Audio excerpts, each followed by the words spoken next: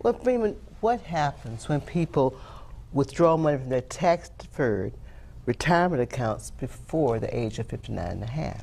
Well, let me give you a good example of with the employer-sponsored retirement accounts, like the 401ks or the 403bs or even the thrift savings plan.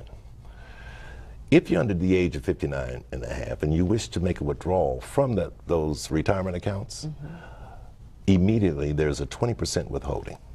All right, and if you're under the age of 59 and a half, there's another 10%, which is a penalty.